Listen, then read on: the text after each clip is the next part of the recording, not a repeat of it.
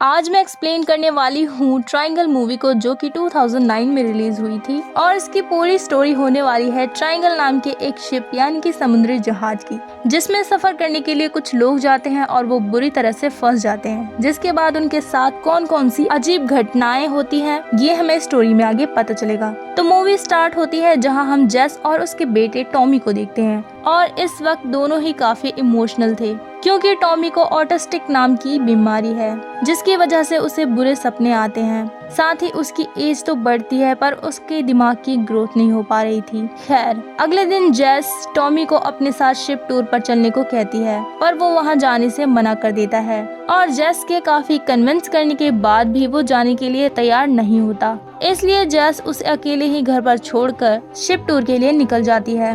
वहां पहुंचने के बाद वो अपने फ्रेंड ग्रीक और बाकी के दोस्तों से मिलती है। फिर ये लोग अपनी शिप, जिसका नाम ट्रायंगल था, उसमें टूर के लिए निकल जाते हैं, जहां जेस को सोते हुए विजन आता है कि वो समुद्र के किनारे लेटी है। पर वही अजीब बात ये थी कि हैदर के पूछने पर वो कहती है कि उसे कुछ भी याद नहीं है कि उसने सपने में क्या देखा। वही विक्टर ग्रीक से कह रहा था कि जेस इस टूर पर टॉमी को भी अपने साथ लाने वाली थी, पर वो कह रही है कि वो स्कूल गया है, जबकि आज के दिन तो स्कूल्स ऑफ होते हैं। और इस तरह बातें करते हुए ये लोग काफी दूर पहुंच जाते हैं, जहां इन्हें सिग्नल मिलता है कि इनकी तरफ बहुत ही भयानक और तेज तूफान आने वाला है। इसलिए ग्रीक दूसरे शिप पर कॉल करता है, जिसमें एक लड़की कह रही थी कि वो हमें मार देगी, कि तभी कॉल कट हो जाता है और आवाज आनी बंद हो जाती है। इसी बीच तूफान भी आ जाता है और ये चारों तरफ से तेज तूफान के बीच घिर जाते हैं, जिसकी वजह से ये लोग शिप को कंट्रोल नहीं कर पाते और बैलेंस खराब होने की वजह से पूरी शिप समुद्र में पलट जाती है। पर लाइफ जैकेट पहनने की वजह से ये लोग बच जाते हैं और तैरकर पलटी हुई शिप के ऊपर आ जाते हैं। पर काफी ढूंढने के बाद भी हैदर का कहीं पता नहीं चलता। अब ये सभी उसी शिप पर निराश होकर बैठ जाते हैं, क्योंकि समुद्र के बीचों बीच इन्हें बचने के लिए कोई भी उम्मीद नहीं दिख रही थी। पर इसी बीच इन्हें एलोइस नाम की एक जायंट शिप अपनी तरफ आती हुई दिखाई देती है और ये सभी लोग उस शिप पर चढ़ जाते हैं, पर वहाँ उन्हें इनके अलावा कोई और नजर नहीं आता। वहीं जेस ग्रीक को कह रही थी कि मैं यहाँ पहले भी आ चुकी हूँ, मुझे लग रहा है कि मैंने ये जगह पहले भी देखी हुई है। वहीं दूसरी तरफ विक्टर और डॉनी को दीवार पर एक तस्वीर दिखती है जो कि इसी शिप की थी। अभी ये सब पढ़ ही रहे थे कि तभी सामने से कुछ गिरने की आवाज आती है और विक्टर जाकर चेक करता है, पर वहाँ कोई नहीं था, पर उसे वहाँ जेस की चेन मिलती है। तो इस बात से ये लोग काफी हैरान हो जाते हैं कि जेस हमारे साथ थी तो उसकी की चेन वहाँ कैसे आई, जिस पर उन्हें लगता है कि शायद हैदर हमसे पहले यहाँ पर पहुँच चुकी होगी। इसलिए सब मिलकर हैदर की तलाश करने लगते हैं। तभी उन्हें शिप के हॉल में पहुंचते हैं, जहां पे बहुत सारे खाने की चीजें थी जो कि बिल्कुल फ्रेश थी। वहीं ग्रीक की घड़ी 11:30 और जेस की घड़ी 8:17 पर स्टक हो गई थी। इसी बीच ग्रीक और जेस को एक कमरे से आवाज आती है। जब वो वहां जाते हैं तो देखते हैं कि आईने पर खून से लिखा था कि थिएटर में जाओ। ये पढ़कर जेस के मना करने के बाद भी ग्रीक थिएटर की ओर चला जाता है। इधर जेस फिर से उसी हॉल में आती है, पर इस बार का नजारा देखकर वो हैरान हो जाती है। वो देखती है कि सारे खाने का सामान अब सड़ चुका है और वो जगह पूरी तरह से बदल चुकी है। जेस ये सब देख ही रही होती है कि तभी वहाँ विक्टर बुरी हालत में आता है, जो कि जख्मी था,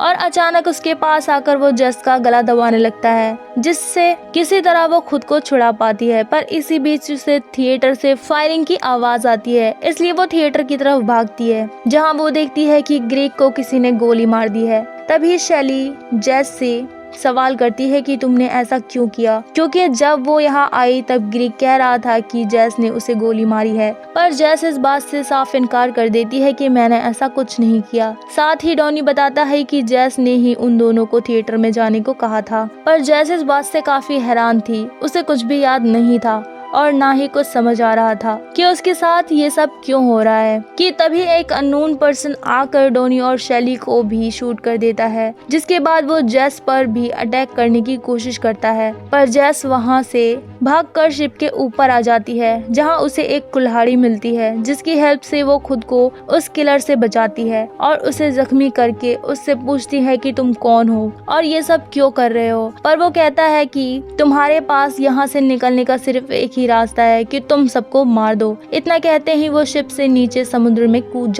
कि तभी जैस अपने सामने उसी पलटी हुई शिप को देख पाती है जिसमें वो अपने बाकी के दोस्तों के साथ एवरेस्ट शिप से हेल्प मांग रहे हैं। और ये नज़ारा देखकर जेस के होश उड़ जाते हैं, जिसके बाद जेस आकर शिप में छिप जाती है और फिर से वही सीन शुरू हो जाता है जहां सब लोग इस शिप पर आए थे। जिसके बाद हमें ये क्लियर हो जाता है कि जेस इस शिप पर किसी टाइम लॉक में बुरी तरह फंस चुकी है। खैर, आपको स्टोरी में मैं वहीं लेकर चलती हूँ जहाँ पर ये देख जेस बुरी तरह परेशान है। तभी उसकी की चेन गिरती है, जिसकी आवाज सुनकर विक्टर उसी तरफ आता है, पर जेस वहाँ से भाग जाती है। फिर वो फाइनली विक्टर से भी मिलकर उसे सच बताती है, पर इसी बीच उसके हाथों विक्टर का खून हो जाता है और वो डरकर एक रूम में पहुँचती है जहाँ उसे एक ही तरह दिखाई देने वाले बहुत सारे पेपर्स और लॉकेट्स मिलते हैं जिसमें लिखा था कि सबको मार दो। जिसके बाद जेस भी अब समझ चुकी थी कि वो टाइम साइकिल में फंस चुकी है, इसलिए उसके साथ बार बार यही चीजें दोहराई जा रही हैं और रिपीट हो रही हैं और वो कई बार इस शिप पर सब लोगों को मार चुकी है, पर अब तक वो यहाँ से बाहर नहीं निकल पाई और ये साइकिल ऐसे ही चलता आ रहा है। पर जबकि जेस को ये सब समझ आ चुका है तो वो डिसाइड करती है कि वो इस साइकिल का पैटर्न खुद चेंज करके रहेगी, जिसकी वजह से ये टाइम लॉक टूट जाएगा और वो अपने घर जाकर अपने बेटे से मिल पाएगी। इसलिए अब प्रेजेंट वाली जेस गन लेकर पास्ट वाली जेस को मारने जाती है, जहां उसके हाथों से गलती से ग्रीक की मौत हो जाती है। फिर वो थिएटर जाकर डॉनी और शेली को अपना गन देती है। तभी वहां पहले वाली जेस आती है जिसने किलर का मास्क पहन रखा था और इसी से हमें पता चलता है कि वो अननोन किलर कोई और नहीं बल्कि पहले वाली जेस थी जो कि इस शिप पर पहले से मौजूद थी। खैर, किलर जेस अब डॉनी पर अटैक करके उसे बुरी तरह मार देती है, पर शैली वहां से भागकर कंट्रोल रूम पहुंच जाती है जहां उसकी बात ग्रीक और उसके साथियों से हुई थी, जिसमें वो कह रही थी कि वो हमें मार देगी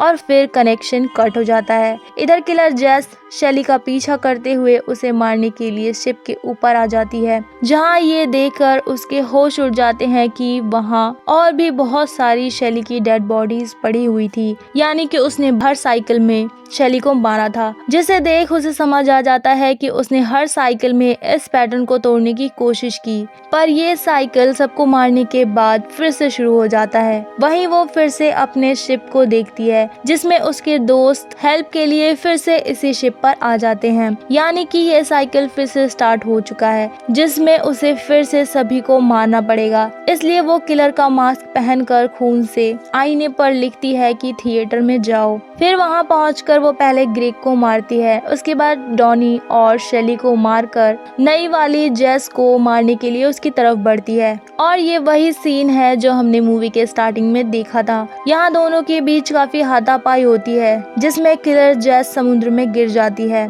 तभी रियल जेस की आंख खुलती है और वो खुद को समुद्र के किनारे लेटा हुआ पाती है और ये वही सपना है, यानी विजन है, जो उसने ट्रायंगल शिप पर देखी थी जब वो सो रही थी। अब रियल जेस डायरेक्ट अपने घर जाती है, जहां पहले वाली जेस शिप टूर के लिए घर से निकली भी नहीं थी, जिसे टॉमी देखकर डर जाता है। तभी रियल जेस घर में घुसकर पहले वाली जेस को हथौड़े से मार मार कर उसकी जान ले लेती है, जिसे टॉमी देखकर बुरी तरह डर जाता है। इसलिए रियल जेस उसे समझाती है कि वो बस एक सपना था। फिर वो उस जेस की लाश को गाड़ी में रख कर निकल जाती है कि तभी अचानक उनकी गाड़ी का एक्सीडेंट हो जाता है, जिसमें पहले वाली जेस की लाश मिलती है और साथ ही टॉमी भी मारा जाता है। पर रियल जेस अब भी जिंदा थी, जिसके बाद वो टैक्सी में बैठकर वापस ट्रायंगल शिप पर पहुंचती है ताकि वो साइकिल फिर से शुरू करके अपने बेटे टॉमी को वापस ला सके, क्योंकि इस साइकिल में वो मर चुका था। वहां पहुंचने के बाद विक्टर उससे पूछता है कि तुम अपने साथ टॉमी को क्यों नहीं लाई, जिस पर वो कहती है कि वो स्कूल गया है। और इस बात से हमें पता चलता है कि जेस ने यह झूठ इसलिए बोला था क्योंकि पहले वाले साइकिल में टॉमी की मौत हो गई थी।